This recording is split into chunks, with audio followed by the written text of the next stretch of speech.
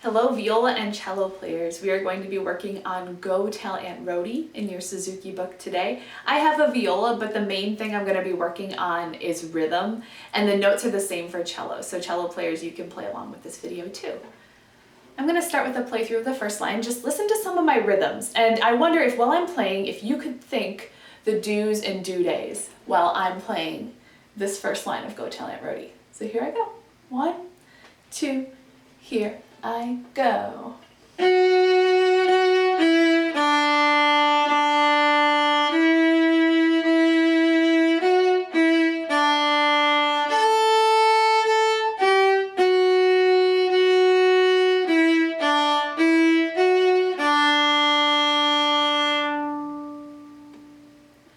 Okay, so something we can work on a lot in Go Tell Aunt Rhody is a skill called bow distribution. That means how much bow are you using for each note that you're playing. So if I'm playing quarter notes, I'm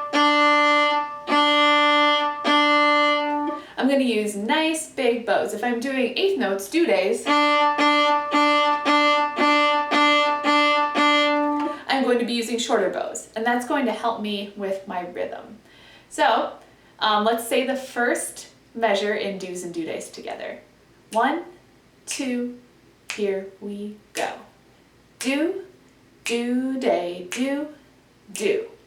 Now let's play that rhythm on an open D, and let's watch our bow distribution, how much bow we use. Here we go. Ready? Go.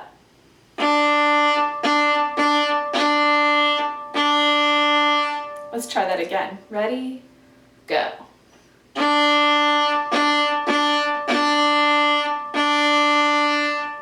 Now there is a trap in measure 2. Notice that the do day changes where it lives in the measure.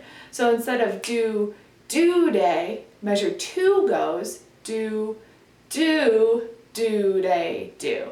And that really messes with people. So let's try that rhythm in measure 2. It starts on an up bow. If that is comfortable for you to do when you start, that is totally fine. So let's do our measure 2 rhythm on an open D. Do, do, do, day, do. Here we go. Ready? Go.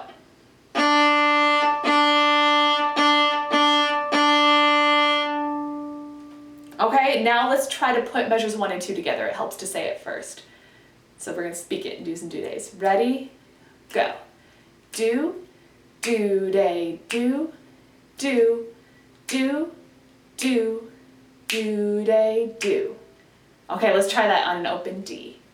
1, 2, ready, go. All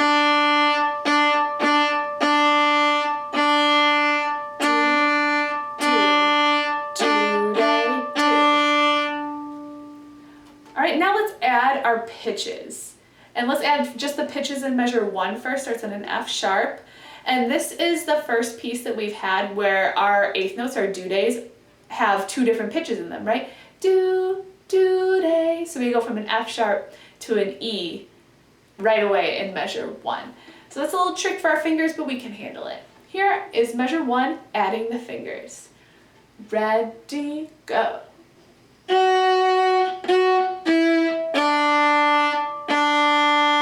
Let's do that 2 more times. Ready, go.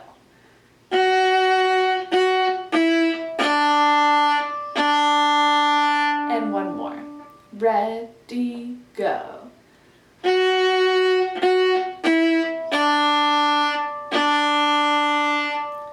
All right, notice I ended on a down bow, so now I'm ready to add the pitches of measure 2. Remember, we have 2 long quarter notes at the beginning of that measure. I'm starting on an up bow. Here are the pitches of measure 2. Ready, go.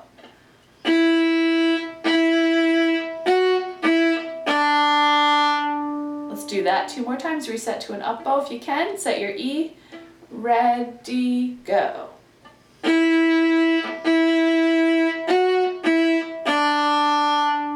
And 1 more. Reset to an up bow. Measure 2. Ready, go.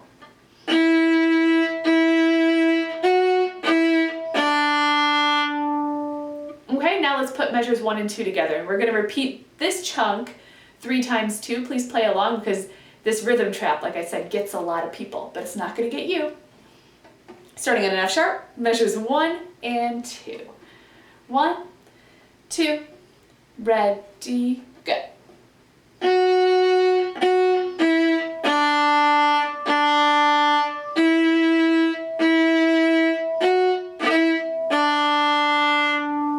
That's 1. 2 more. Ready, go.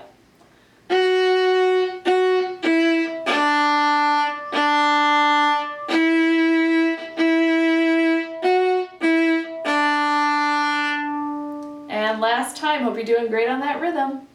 Ready, go.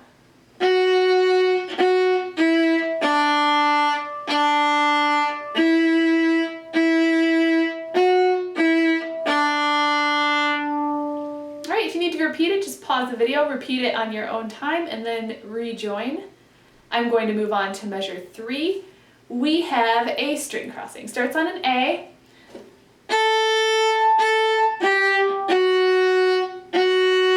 And the string crossing happens during our do day. So my bow is going to do this. A, D, D, D. Let's do that rhythm just on open strings. It sounds like this.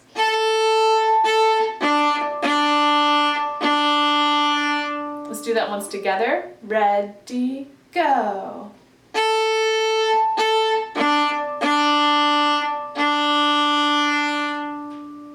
The secret to success in this measure is making sure your G stays hovering. Your third finger, or fourth finger if you're a cellist, stays close to the string, right above that G tape, so it goes down right in the right spot.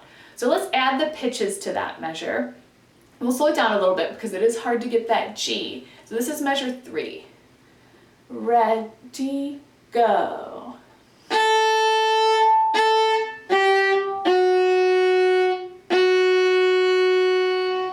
Let's do that 2 more times. Ready, go.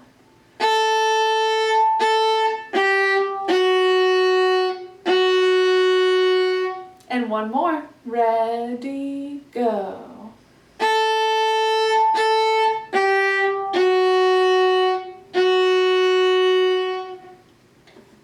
Okay, now I'm gonna play that measure and put it together with the fourth so that you can hear how that goes. On the fourth measure, those 4 notes hooked together are still 8th notes. You can see because there's just 1 bar that connects them at the bottom, so those are still do, day when you get to them. Here are measures 3 and 4.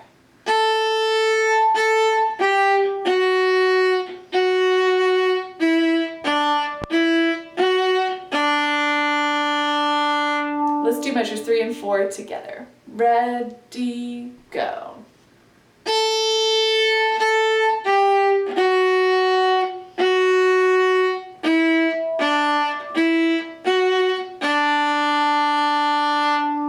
Two more times. Ready, go.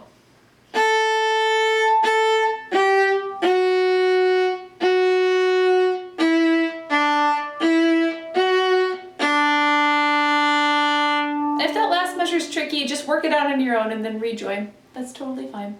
Last time, measures 3 and 4. Ready, go.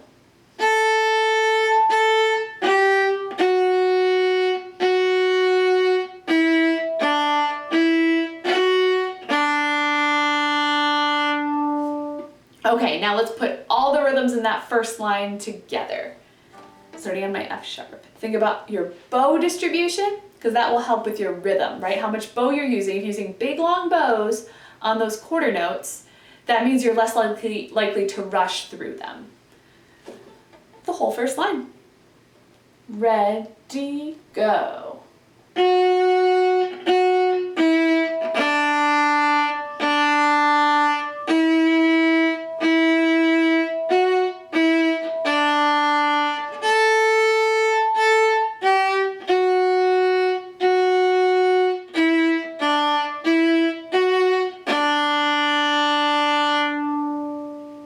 And let's do that one more time just so you can double check your rhythm. You can always replay that playthrough too if you need it more times than 2.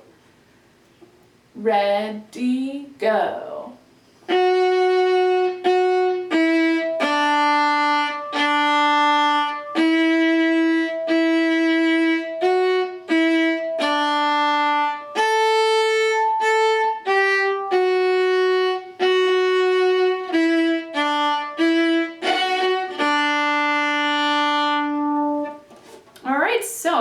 Now let's move on to our, got a little rosin on my string there.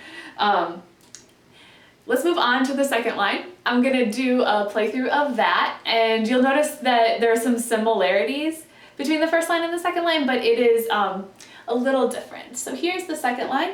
Still starts on an F sharp, still has do's and do days. Ready, go.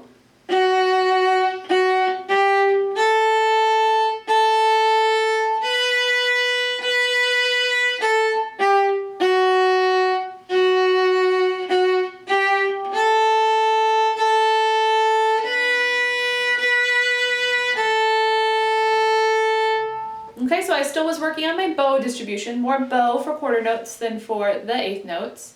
And I'm still paying attention to where my do's and do days fall in the measure. Now, if you look at measure, we're on the second line now. If we're looking at measures 1 and 2 of that second line, do, day, do, day, do. So it's the same rhythm as the first two measures of the first line, same trap. Let's do that measure a few times, or those two measures rather, measures 1 and 2 of the second line. We still have that tricky string crossing like we have in the first line. So make sure your fingers stay hovering, and let's practice those two measures. I'm gonna do them slowly. Ready, go.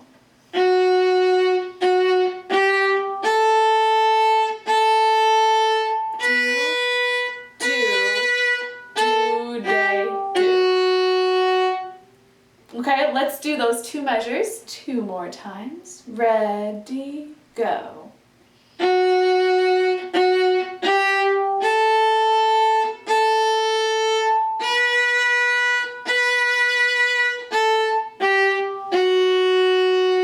One more. Ready, go.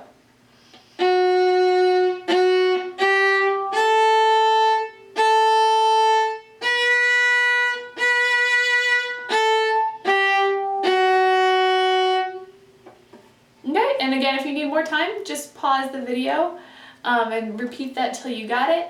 Measure 3 is the same as the first measure of the second line. And then the ending's a little easier. I'm going to play those two measures. These are the last two measures of the second line.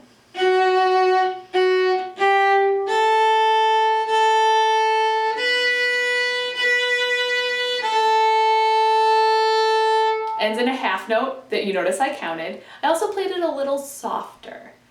So some of your books may have a little marking below measure 3, and that will tell you just to play it a little softer, and then you go back to your normal volume at the third line. So I'm gonna play now all of lines 2 and 3. You lucky ducks, line 3 is the same as line 1, so you've already learned it. All right, so you're gonna hear me play line 2, and get softer at the end, and then go back up to normal volume at line 3. Starting from line 2. Ready, go.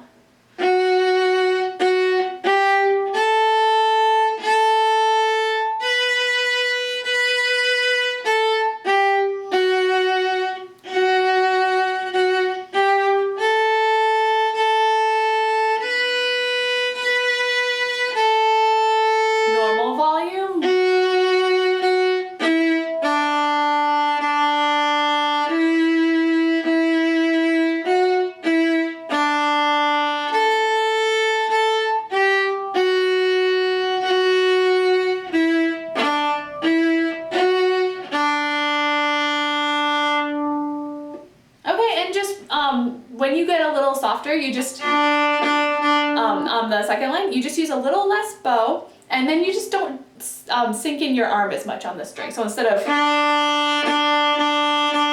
just lighten up a little bit. And that's the secret when you have to get softer.